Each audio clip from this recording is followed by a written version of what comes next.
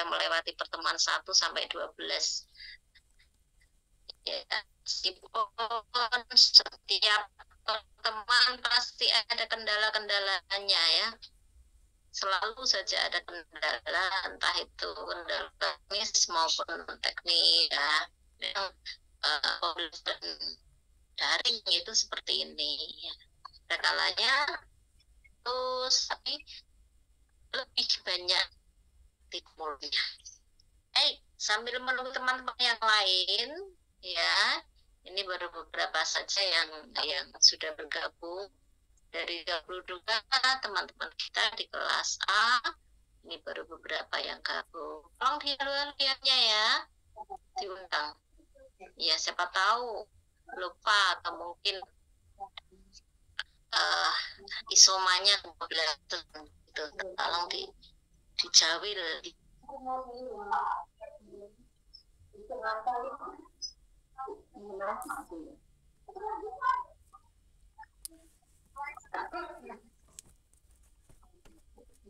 Recording stopped.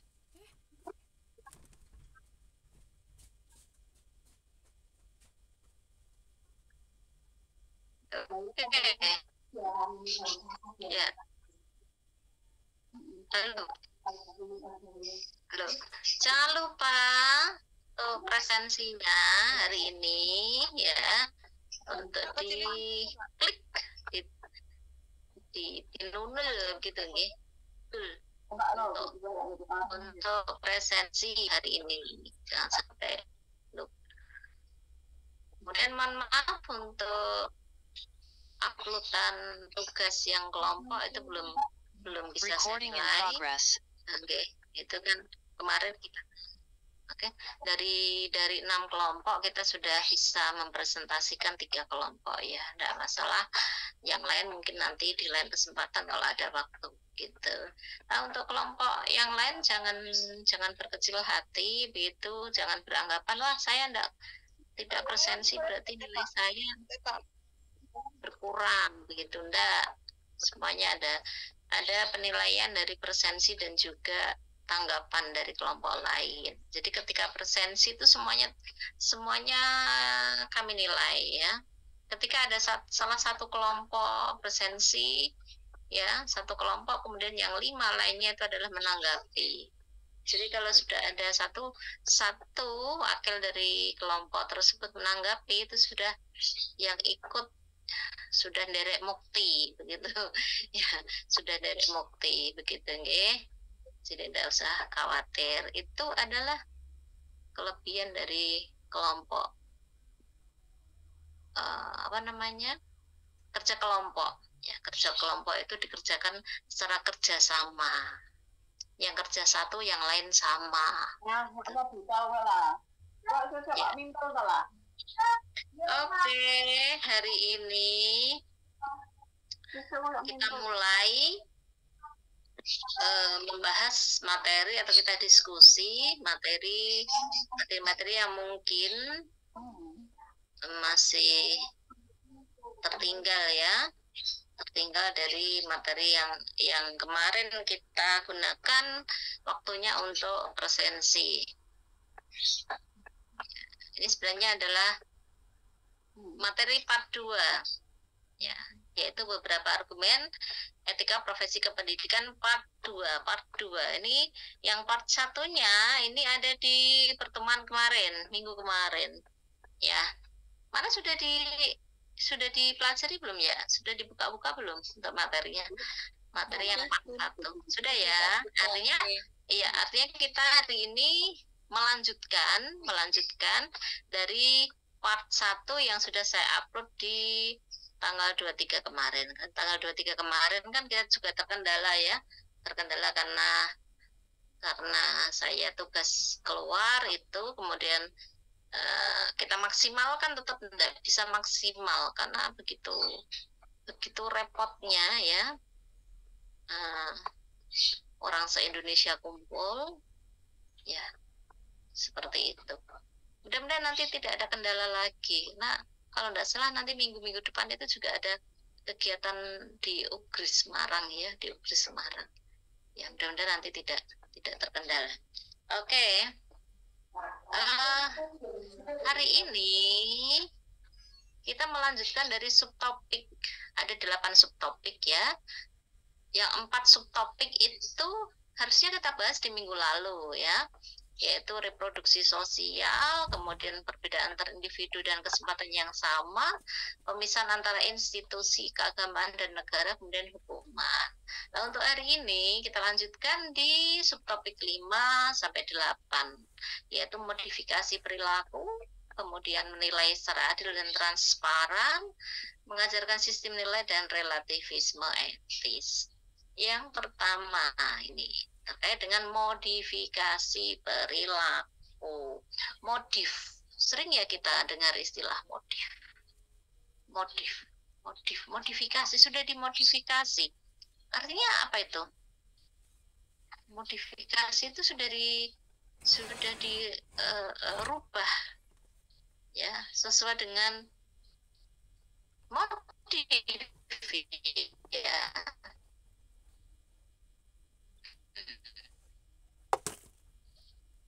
Sesuai dengan custom, permintaan ya. Custom adalah permintaan sesuai dengan apa yang kita inginkan, itu modifikasi. Misalkan ya ada sepeda motor, kita beli sepeda motor misalkan ya Scoopy gitu. Kalau sepeda motor dari pabrik kan ya satu Indonesia mestinya sama ya.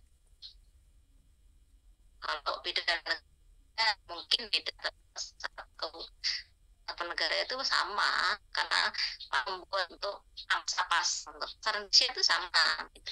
Nah, ketika akan merubah sesuai dengan keinginan, kita modifikasi, ubah sesuai dengan custom, sesuai dengan permintaan kita, keinginan kita, itu modifikasi. Nah, kalau modifikasi perilaku bagaimana? Recording stopped.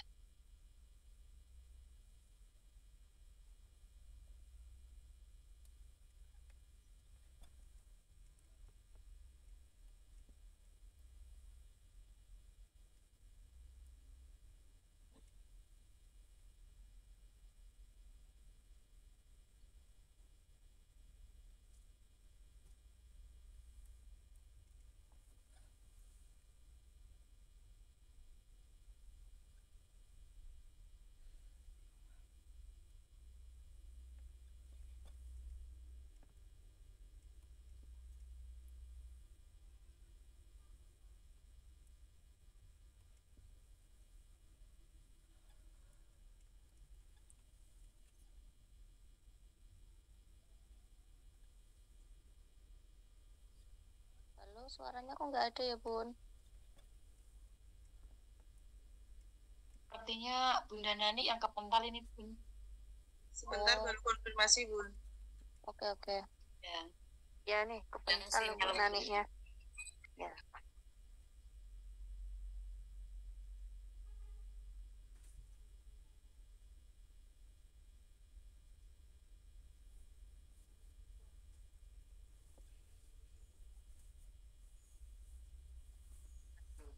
Iki lebih susah. Wifi-nya ra iso ini laptopku. Wifi-nya ra iso nang laptopku. Oh, ra wis connect tapi gak iso.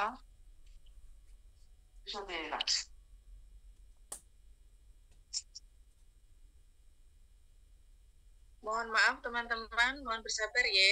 Ini info dari Bu Nani, baru ada gangguan sinyal. Oke, Bun. Ya, oke, Bun. Sabar menanti kok, Bun. Kita tetap sabar. Perkuliahan terakhir ya, Bun, tetap semangat. Oh iya, Bun. Harus semangat. Udah ada info-info belum ya, Bun ya? Untuk UAS itu loh, Bun. Untuk UAS itu apakah dikerjakan itu kayak UTS ya?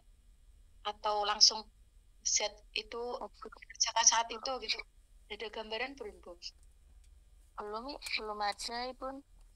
Semoga kayak UTS itu ya. Sebenarnya ada jedanya, agak longgar. tahu. Belum tahu. Halo, Masya Allah, hari ini luar biasa ya. Sudah keluar masuk berapa kali ini. Dan jaringan kami di sini juga stabil loh. Oke, ya kita kebut aja. Kita kebut tanpa basa-basi. Nanti kalau misalkan ada kendala ya boleh buat. Yang kita saya ngomong dulu ya. Ya, modifikasi perilaku itu adalah terkait dengan apa ya? Suatu pelanggaran etika begitu. Kadang kita di kelas itu kan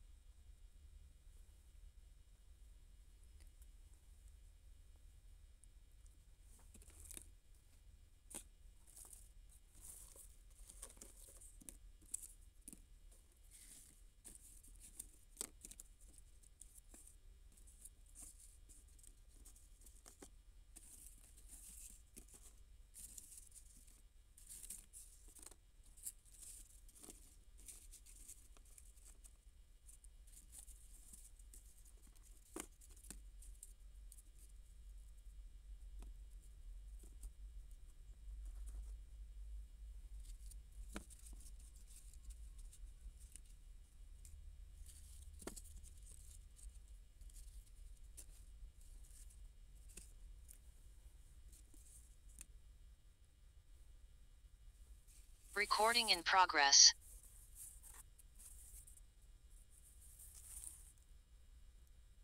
Astagfirullahaladzim, mari kita istighfar bersama-sama biar kendala ini segera bisa teratasi. Oke, kita lanjut. Mudah-mudahan tidak lagi ya. Sudah pindah jaringan ini. Oke, terkait dengan perilaku siswa kita, anak kita, ya kan, tidak sesuai dengan apa yang diharapkan, tidak sesuai dengan aturan, gitu. Mungkin jadi pelanggaran. Itu kan ada dua solusi ya. Solusi yang pertama adalah memberikan hukuman. Solusi yang kedua adalah modifikasi perilaku. Itu. Kalau hukuman kan sudah sering kita bahas ya, ketika siswa kita, anak kita melakukan suatu pelanggaran, mestinya kan ada sanksinya. Sekali, 2 kali, 3 kali ada peringatan, kemudian jika tidak berubah kan mesti ada punishment atau hukuman. Meskipun hukuman itu tidak seperti bayangan kita, seperti zaman VOC, seperti zaman penjajahan, tidak seperti itu. Di dalam pendidikan itu hukuman pun yang mengarah pada perbaikan perilaku, begitu. Dan itu tidak boleh semena-mena, harus ada aturan-aturannya, gitu. Nah, kemudian yang kedua, solusi yang kedua untuk mengatasi si anak itu dalam melakukan suatu pelanggaran tadi, selain hukuman adalah dengan modifikasi perilaku. Lalu apa itu modifikasi perilaku? Ya sesuai dengan harapan kita ya, harapan kita untuk mengubah perilakunya itu menjadi seperti apa. Nah, kita arahkan ke sana. Itu yang namanya modifikasi perilaku. Yaitu mengganti hukuman dengan nasihat-nasihat. Dengan kalau bahasa Jawa itu dibombong begitu. Diompak, diarahkan. Itu yang namanya modifikasi perilaku seperti itu. Jadi tidak serta-merta diberi hukuman begitu. Karena biasanya ada tipe anak yang ketika melakukan kesalahan diberi hukuman itu bukan malah jerat, tetapi malah semakin menjadi begitu. Ada tipe yang seperti itu. Bahkan mungkin kita sendiri juga termasuk tipe seperti itu. Jadi kalau melakukan suatu kesalahan dikeras itu malah dodro begitu. Jadi harus kita los, diganti nasihat, kemudian pujian, hadiah, dan penguatan.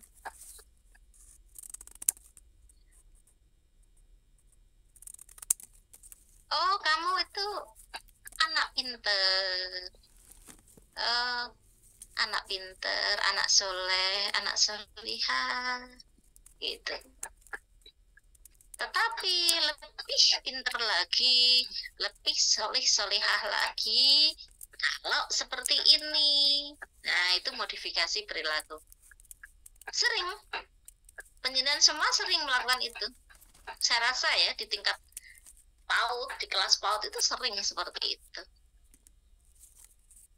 Ya, dibanding dengan memberikan hukuman. Memberikan hukuman pun dengan cara yang bijak, dengan cara yang santun, begitu.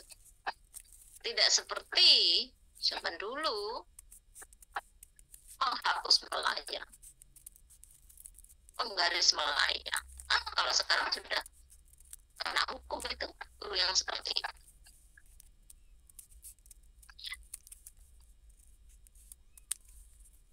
Gitu. Kemudian modifikasi perilaku yang saya sampaikan tadi itu juga selain ada nilai positifnya juga ada nilai negatifnya. Nilai negatifnya apa? Anak berbuat sesuatu itu demi mendapatkan pujian dan hadiah. Karena salah satu alat yang digunakan untuk modifikasi perilaku adalah pujian dan hadiah. Jadi menarik siswa untuk berbuat baik itu diiming-imingi dengan hadiah, diiming-imingi dengan pujian, gitu. Itu sering dilakukan di kelas PAUD, saya tahu. Jadi guru-guru PAUD itu kadang di tasnya itu penuh dengan hadiah, give away. Mungkin ada makanan camilan, mungkin ada permen, mungkin juga ada sekedar tanda bintang, gitu ya. Ada mainan, seperti itu, dalam rangka untuk menarik siswa untuk berbuat baik. Di rumah ada orang tua yang menerapkan modifikasi perilaku seperti itu. Misalkan mengajari anak untuk melakukan pekerjaan rumah dengan cara memberikan iming-iming hadiah, memberikan poin. Misalkan kalau si anak menyapu dapat poin berapa, membantu cuci piring dapat poin berapa, nyiram tanaman dapat poin berapa. Itu modifikasi perilaku. Nah, setelah ngumpul poinnya diuangkan, uangnya digunakan untuk membeli kesenangan si anak. Itu juga tanpa kita sadari adalah menggiring anak untuk melakukan pekerjaan demi sesuatu. Mungkin kadang juga kita menerapkan ketika bulan Ramadan, anak kita ajari puasa setengah hari dapat poin berapa, nanti kalau bisa sehari penuh dapat poin berapa, kemudian diuangkan di akhir bulan puasa menjelang lebaran itu ditukarkan dengan tadi. Nah, itu juga cara-cara dalam rangka modifikasi perilaku. Ada positifnya, ada sisi ada, tapi juga ada sisi negatifnya.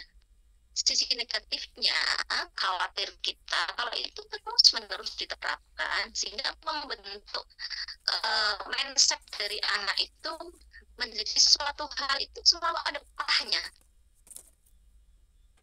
Untuk diopahi, beri upah baru mau.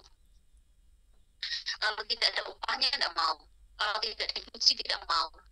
Akhirnya gila kita, anak itu harus validasi ya, harus selalu dipompa, harus selalu di puji.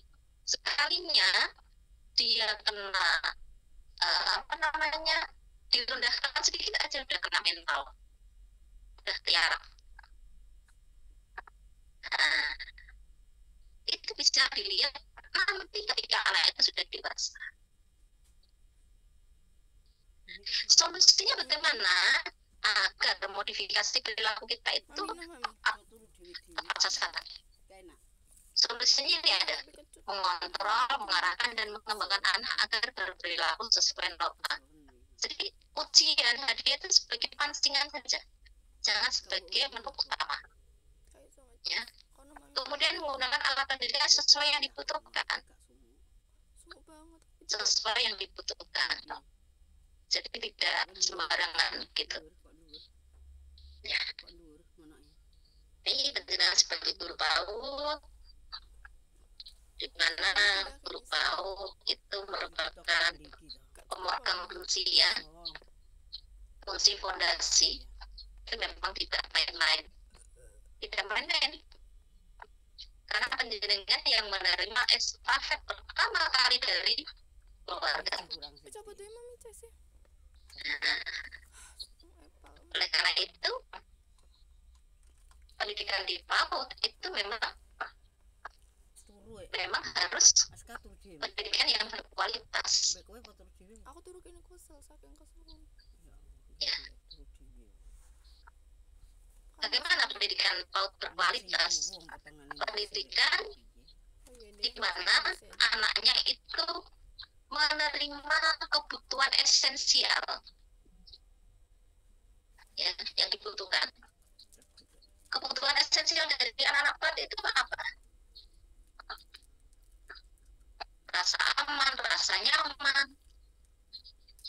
Kemudian ada pengembangan karakter di situ. Termasuk juga pemenuhan hak-hak anak, ya kan? Terkait dengan kebersihan, kesehatan, sampai di situ juga kepastian akan memiliki nomor induk kependudukan. Nah, kalian pernah ya mendengar istilah OKHI? OKHI, holistik. Nah, di situ, jadi ketika PAUD itu memang kebutuhan esensial itu harus terpenuhi. Misalkan ada anak yang terkendala atau bermasalah dengan akte, ini kan kependudukan ya. Kalau anak tidak punya akte, ya, itu akan terkendala di masa depannya. Anak akte itu terus susah akan gunakan. Ini sejak PAUD itu pendidikan sebagai guru keluarga itu harus tanggap kalau ada anak dari siswa dengan itu yang bermasalah dengan akte, tidak memiliki akte karena mungkin macam-macam ya, tidak punya akte itu. Kalau masalah belum ngurus saja itu gampang, kita bisa berkolaborasi dengan Dukcapil, dengan pemerintah desa gitu.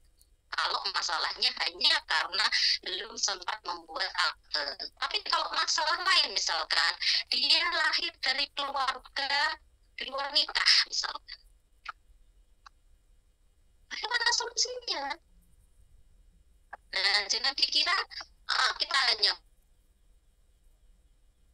ngajar anak-anak usia dini gampang sekali, hanya kita ajak main-main, tepuk-tepuk, nyanyi-nyanyi,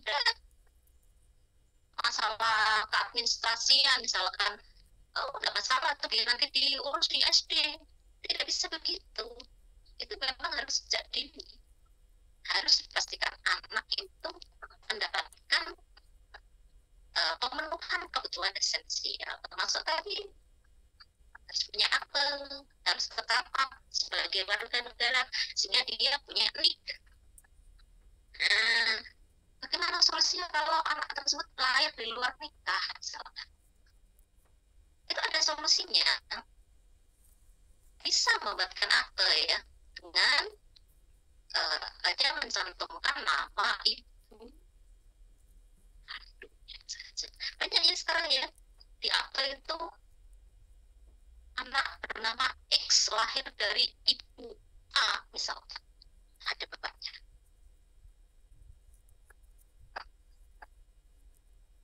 Mudah sekali ya, enak seperti itu kan, kadang-kadang seperti itu. Perbuatan yang salah gitu ya. Sekilas memang seperti itu. Sekilas kita memang seperti itu menanggapinya. Harus kalau nggak punya lahir di luar negeri, udah nggak usah punya gitu. Nggak usah. Sama saja pemerintah itu mendukung perbuatan yang salah gitu. Mereka memiliki anak tanpa nikah gitu. Ya memang sepintas seperti itu. Saya juga mungkin berpikiran seperti itu ketika kita tahu pertama kali ini kok akte nggak ada nama orang tuanya gitu. Tetapi begini saudara-saudara, itu kan perbuatan salah, itu kan perbuatan orang tuanya ya kan, orang tuanya. Sedangkan anak yang lain tidak tahu menahu. Artinya si anak itu juga mestinya mendapatkan perlindungan hukum, mendapatkan kepastian kehidupan, kemudahan kehidupan yang akan datang, meskipun ya tidak bisa sama persis dengan anak-anak yang lahir dari pernikahan resmi begitu. Masalah sanksi moral itu sudah otomatis mereka juga akan menerima. Tapi yang kaitannya dengan kedudukan, dengan akte itu memang ya harus ditanyakan. Karena dia anak yang lahir, dia tanpa bisa memilih dia lahir dari siapa, lahir dari proses bagaimana, itu enggak tahu. Si anak kan enggak tahu, enggak bisa memilih. Kalau bisa memilih, seorang anak pasti memilih lahir dari keluarga resmi gitu. Keluarga yang baik-baik saja, keluarga yang kaya-raya, mestinya seperti itu. Lagi-lagi anak itu lahir tidak tahu, tidak bisa memilih lahir dari siapa gitu. Itu solusi dari pemerintah terkait dengan tadi. Kembali lagi ke, Maaf Bun, suaranya putus-putus. ya terima saja lah, itu sudah bagus, sudah mati. Ya, yang penting konsentrasi gitu ya. Ya, suara Anda juga saya terima putus-putus, gak apa-apa. Subtopik yang berikutnya adalah menilai secara adil dan transparan. Ini terkait dengan asesmen, dengan penilaian. Ya, apa di kalau ada penilaian, ada asesmen, pasti ada lah yang namanya pembelajaran, mesti ada asesmen ya. Ya kan, itu kan sebagai feedback kita, ya, bagaimana penguasaan suatu skill dari siswa kita, sejauh mana sampai di mana, itu kan mesti harus ada alat ukur yang namanya penilaian. Ya, meskipun di jenjang PAUD penilaian atau asesmen tetap harus dilaksanakan secara adil dan transparan, proses maupun hasil. Nah, di kurikulum Merdeka ini kan ada penilaian macam-macam ya, ada penilaian sumatif, ada penilaian akhir, ada penilaian proses, ada penilaian sikap, ada penilaian keterampilan, ada penilaian melalui P5. Ya, P5 itu kan dalam rangka penguatan profil ya pelajar Pancasila. Jangan salah, P5 tidak hanya menghasilkan produk yang berupa karya fisik. Selama ini kan kita hanya fokus ya yang namanya karya P5 itu mesti suatu karya yang berupa barang gitu ya, sehingga nanti bisa digelar dalam gelar karya gitu. Tapi yang tidak, produk P5 itu bisa berupa perbuatan, bisa berupa sikap. Karena di sini adalah proses penguatan profil pelajar Pancasila, penguatan profil Pancasilanya, penghayatan Pancasilanya itu, kelima silanya itu, begitu. Jadi bukan hanya berupa produk yang berupa barang ya, tapi berupa karya, berupa mungkin perbuatan ya, sikap yang masuk pada nilai perbuatan sikap gitu. Dan ketika kita memberikan nilai kepada siswa kita, itu memang harus adil dan transparan. Tidak boleh kita ada tendensi apapun, tetapi juga harus objektif, bukan subjektif ya. Penilaian objektif itu adalah penilaian subjektif secara bersama-sama, itu penilaian objektif. Jadi penilaian khalayak umum, semua orang menilai secara objektif. Jadi kalau si A itu menilai A, si B juga menilai A, si C juga menilai A, jadi pandangan orang itu sama. Dan subjektif itu ketika suatu hal dinilai oleh orang per orang itu rasanya beda, itu subjektif. Biasanya di karya seni itu bisa lebih ke unsur subjektif karena masing-masing orang itu punya selera seni yang beda. Misalnya sebuah lagu ya, lagu kan macam-macam ya, ada yang beraliran rock, blues, bossa nova, keroncong, dangdut. Nah, ketika lagu keroncong dinilai oleh 5 orang yang punya selera seni yang beda, mesti nilainya juga berbeda. Ini yang namanya subjektif. Tapi kalau objektif itu ketika satu hal dinilai oleh 5 orang, nilainya relatif sama, itu objektif. Kita lanjut. Kita kejar, mumpung jaringannya masih bagus ini. Mengajarkan sistem nilai. Ini maksudnya apa? Ini kita ambil contoh terkait dengan pelajaran agama. Pelajaran agama. Guru boleh mengajarkan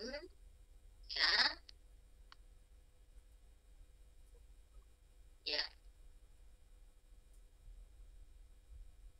tentang pelajarannya, tentang materinya, tetapi tidak boleh mengajarkan keyakinannya. Perkara anak itu mau yakin apa tidak, ya, itu secara subjektif. Misalkan murid-murid kita ya yang masuk ke sekolah pendidikan itu, misalkan sekolahnya itu berbasis Islam misalkan, yang masuk semua di situ Islam ya, di situ ada pelajaran agama. Yang diajarkan ke siswa adalah materi-materi tentang ketauhidan, tentang agama, rukun Islam, rukun iman, doa-doa dan sebagainya, itu kita ajarkan. Tapi seberapa besar keyakinan siswa itu terhadap apa yang kita ajarkan, kita tidak bisa memaksakan. Ya, bisanya hanya mengajarkan, tapi tidak tidak bisa memaksakan. Sama dulu juga pernah ya, dulu tahun 70-an, kemudian belum lahir, 70-80 itu ada sekolah berbasis agama tertentu, bukan Islam, tapi bagus gitu. Lah, banyak anak-anak yang sekolah tersebut, dan mayoritas yang sekolah ke situ malah yang beragama Islam. Gitu. Nah, di situ ada pelajaran agama. Kalau dulu kan masih diajarkan pendidikan agama sesuai dengan basis sekolah itu. Gitu. Jadi tidak sesuai dengan agama yang dianut oleh siswa. Kalau dulu seperti itu, kalau sekarang beda. Kalau sekarang misalkan seseorang sekolah di sekolah Katolik misalkan, meskipun sekolah di Katolik, tetapi si anak tersebut karena Islam diajarkan khusus agama Islam gitu. Kalau sekarang kalau dulu tidak diajarkan dengan pendidikan agama yang dianut oleh sekolah tersebut. Ini hanya sebatas mengajarkan saja tentang teori-teori, tentang materi-materi, tetapi nyatanya juga tidak berubah keyakinan dari siswa tersebut. Nah, kalau sekolah penjenengan mau penjenengan itu berbasis agama, misalkan agama Islam, itu mesti harus diajarkan materi-materi yang terkait dengan keislaman. Sebisa mungkin dari materi-materi yang diajarkan itu menambah keyakinan siswa tersebut dalam meyakini agama yang dianut, begitu. Apalagi untuk anak-anak itu belum paham. Mereka biasanya menganut agama yang dianut oleh orang tuanya. Gitu. Mereka kadang belum paham, diajar seperti ini dan sebagainya, belum paham. Gitu. Nah, itu sebagai bekal nanti ketika mereka dewasa itu membentuk suatu pemahaman ya agama yang dianut. Bahkan tidak jarang juga misalkan seseorang yang beragama di luar Islam kemudian sekolah di sekolah Islam, karena memang di situ hanya ada lembaga sekolah itu gitu. Si anak tersebut juga ikut seperti temannya, menghafalkan doa, menghafalkan ayat pendek, bisa hafal begitu. Tapi tidak serta-merta kita sebagai seorang guru itu merubah keyakinan dia gitu. Dia yang namanya keyakinan itu ya itu haknya. Yang penting kita sudah memberikan kebutuhan esensial yang dibutuhkan oleh anak. Nah, jadi tadi ya saya sampaikan bahwa berkualitas itu cirinya diantaranya adalah bisa memenuhi kebutuhan esensial yang dibutuhkan oleh anak. Jadi termasuk ini tadi, termasuk pelajaran tentang agama ya, itu juga termasuk pemenuhan kebutuhan esensial mereka. Yang penting kita penuhi begitu. Jangan sampai ya kebutuhan esensial mereka tidak terpenuhi terkait dengan agama gitu. Karena di negara kita itu bukan negara sekuler, negara kita itu negara Pancasila. Tidak, ketika negara itu menganut ketatanegaranya itu sistem sekuler, artinya memisahkan antara agama dengan kehidupan bernegara, itu beda lagi. Agama sudah tidak diurus di sekolah. Nah, dulu kita juga pernah ada wacana seperti itu, pelajaran agama akan dihapus dari kurikulum. Nah, tidak akan diajarkan pendidikan agama di sekolah-sekolah. Apa ya? Ada wacana seperti itu, sehingga guru-guru agama kita lambat laun habis. Ya, yang PNS di sekolah negeri itu sudah habis. Karena satu kecamatan tinggal 2-3 gitu. Udah diisi dengan BPUB, tapi ternyata negara kita tidak bisa seperti itu. Ya, mau di negara lain tidak bisa. Indonesia adalah Indonesia yang masih sangat memerlukan pelajaran agama masuk di kurikulum. Keadaan kita saja seperti ini, sudah diajar agama yang sejak anak usia dini sampai kuliah pun ada pelajaran agama. Belum lagi keluar masih ada pelajaran agama lagi. Di lingkungan rumah kita ada MPA, ada pengajian, ya kan?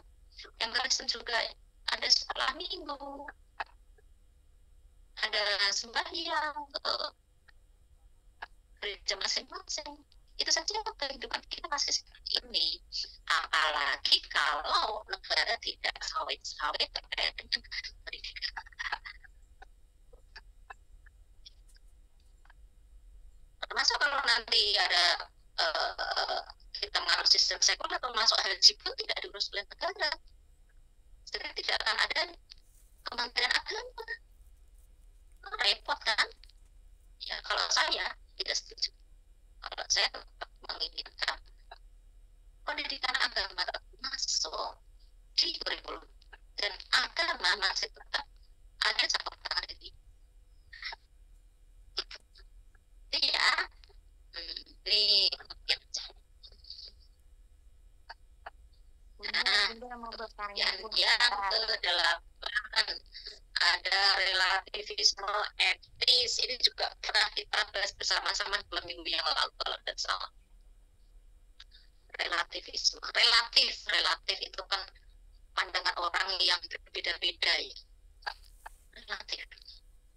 Saya pernah bilang cantik itu relatif gitu ya. Artinya tergantung dari siapa yang memandang. Ya, ada supermodel dunia yang dulu tahun 90-an, dan juga mungkin belum tahu ya, tapi ada kalau buka di Google masih ada yang namanya Naomi Campbell. Itu orang Afrika ya, Ethiopia kemana ya, pokoknya Afrika punya hitam semua, hitam legam gitu. Kalau dia pernah lihat ya, menurut kita dia cantik lah. Tidak. Cantik dari mana coba? Kalau kita ukuran cantik orang kita kan orangnya putih, gitu, resi putih itu dianggap cantik gitu ya. Tapi menurut mereka itu cantik. Orang yang kulitnya hitam seperti itu, menurut mereka, pandangan mereka itu cantik. Melihat kita malah aneh. Gitu. Makanya cantik itu relatif. Nah, tergantung dari siapa yang memandang, siapa yang menilai. Nah, kalau etika juga ada relativisme etika. Itu bagaimana? Dia bermoral atau tidak?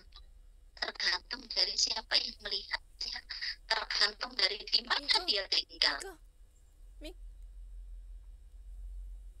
Mengapa itu bisa terjadi? Konsep dasarnya ini, keanekaragaman, kebiasaan, dan pola hidup. Sehingga timbul keyakinan bahwa etika bersifat relatif terhadap budaya dan adat istiadat. Etika yang bukan bersifat dasar. Karena ada etika dasarnya. Etika dasar itu terkait dengan misalkan mencuri itu dipandang dari kebudayaan manapun, negara manapun, itu adalah perbuatan yang tidak beretika. Mencuri apapun ya, kalian itu etika dasar. Tapi ada etika yang sifatnya adalah relatif. Ada juga, ini tergantung pada adat istiadat. misalkan ada sebagian adat yang memandang bahwa makan dengan tangan kiri itu tidak salah. Di negara-negara Eropa, di negara-negara selain Indonesia ya, misalkan sering ya melihat YouTube dari negara lain gitu, seorang anak menerima sesuatu dari orang yang lebih tua, dari orang tua dengan tangan kiri, ya kan? Ada kan? Sering itu malah makan dengan tangan kiri. Menurut mereka itu tidak masalah gitu. Nah ini yang dinamakan relativisme. Bahkan di negara barat itu ada ya anak yang memanggil orang tuanya dengan namanya saja. Tidak ada ayah, tidak ada ibu, tidak ada dedi atau mami, tapi panggil nama aja. Seorang adik pada kakaknya langsung panggil nama aja. Menurut mereka itu tidak masalah. Tapi kalau itu diterapkan ke kita, apalagi kita orang Jawa ya, orang Jawa itu punya bahasa jadi bertingkat-tingkat ya, bahasa kromo, ngoko ada kromo, andap ada kromo, inggil ya kan. Bahkan mohon maaf ya, saya tidak menjustis secara membagi kita, tapi kebanyakan dari kita pun ya, itu kadang sok belepotan gitu menerapkan tingkatan bahasa Jawa kita itu. Kadang Bu, pulang badhe tindak mriku misalkan gitu ya. Itu pun langkah dereng kula ajeng tindak mriku. Kayaknya ada promo ya itu ya, sudah bahasa ya, konsolnya bisa halus ya. Tapi betul tidak itu? Ada masalah gitu? Kurang tepat udah. Kula malah ditindak-tindak guys. Kula badhe kesah mriku. Ya. Kalau beda kisah. Mami kacamatanya lho mami. Kok enak kasar. Mami nggak sabar. Iya kan, soan ya.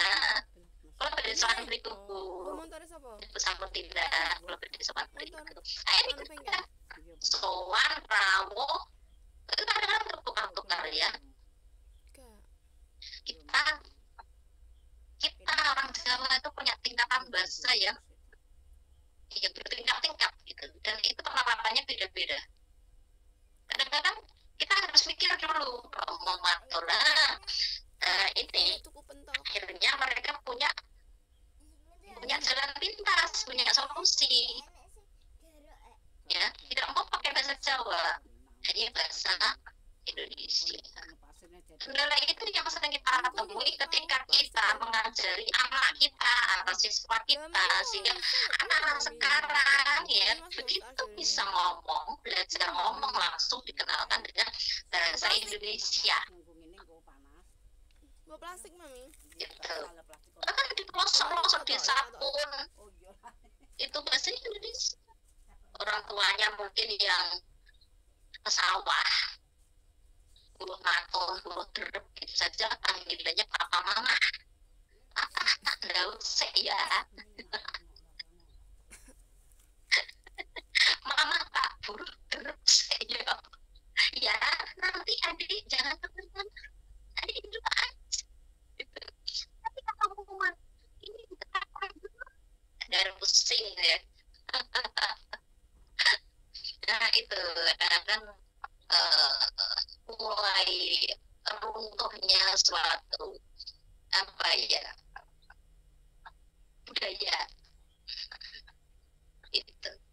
Kita belum bisa mencontoh negara misalkan yang tetap sampai sekarang menggunakan huruf tulisan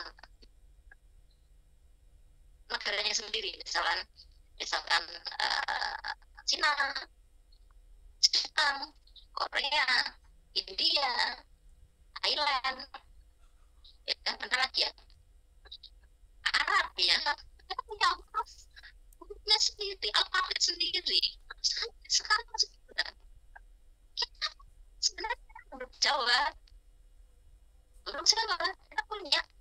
Waktu itu pernah ada perda yang mengatur bahwa Apa mami? instansi pemerintah harus menulis nama instansinya dengan huruf Jawa gitu ya. Dulu pernah di Solo itu muncul seperti itu. Misalnya Solo Grand Wall itu juga ada tulisan Jawanya. Ya, Sriwedari itu ada tulisan Jawanya, tapi tidak berlanjut sampai sekarang. Berhenti, kesulitan mungkin.